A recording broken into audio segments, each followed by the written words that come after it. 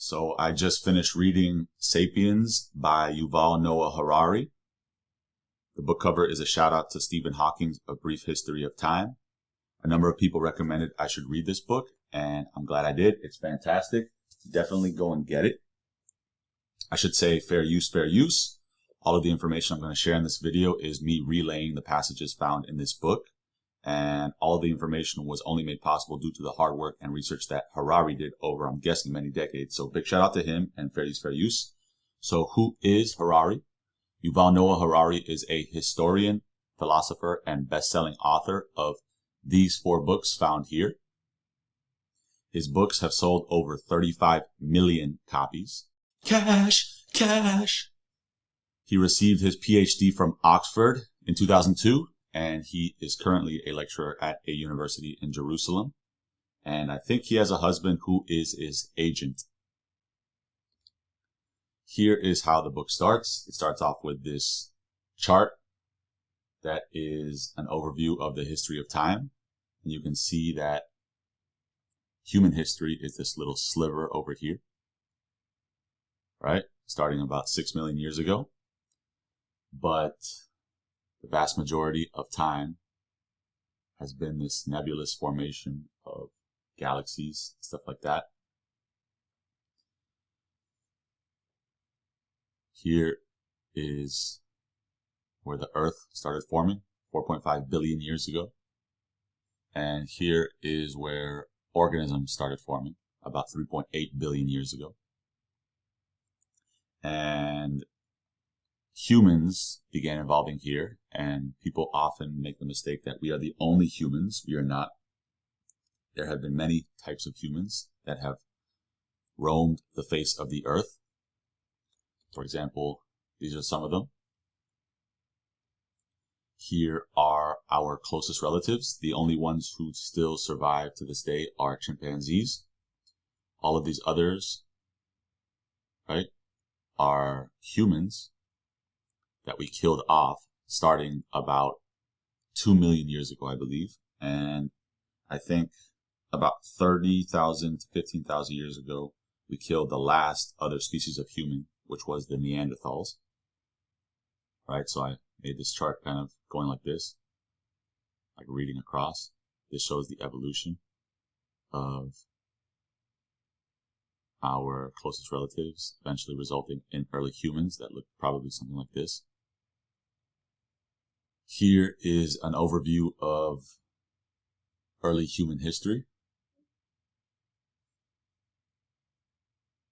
About 6 million years ago, there was some amorphous looking creature or gnarly looking creature that had a couple babies. One of the babies became the ancestor of chimpanzees, and the other baby became our ancestor.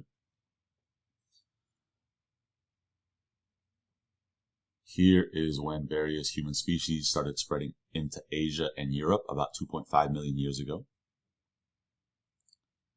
Here is when fire started getting used on a daily basis by humans about 300,000 years ago. Our species of human randomly evolved in East Africa about 200,000 years ago. We started leaving Africa or spreading out across Africa and into Europe and Asia about 70,000 years ago.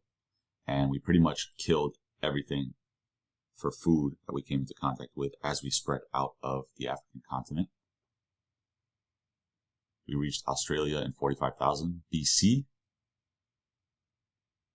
About 30,000 years ago is when we killed a lot of the other human species. And Homo sapiens, our species of humans, reached America in about 16,000 BC, so about 18,000 years ago. And by 13,000 BC, about 13,000 years ago, we killed off all of the other human species, and we are the only remaining human species that walks the face of the earth to this day. Here are some examples of early artwork by Homo sapiens, our species of humans. This is the oldest sculpture known to history. It's actually the inspiration behind the Peugeot car logo. That was about 30,000 years ago. And Other examples of early Homo sapiens artwork were the cave paintings seen in France, Göbekli Tepe, which is a little bit later, but was kind of the first example of impressive architecture and bas-relief, bas-relief type stuff. And then there's this famous hand cave in Argentina, I believe, seen here. So here are some examples of early creativity in our species. The book is broken into 3 parts. Harari first explores what he calls the cognitive revolution for humans, which is the period in our history between 70,000 and about 15,000 years ago, or 12,000 years ago, somewhere around there. In part 2 of the book, he calls it the agricultural revolution, which is 12,000 BC to 1500 AD. That's when cities started forming and whatnot. And finally, he covers the last 600 years or so in the scientific revolution.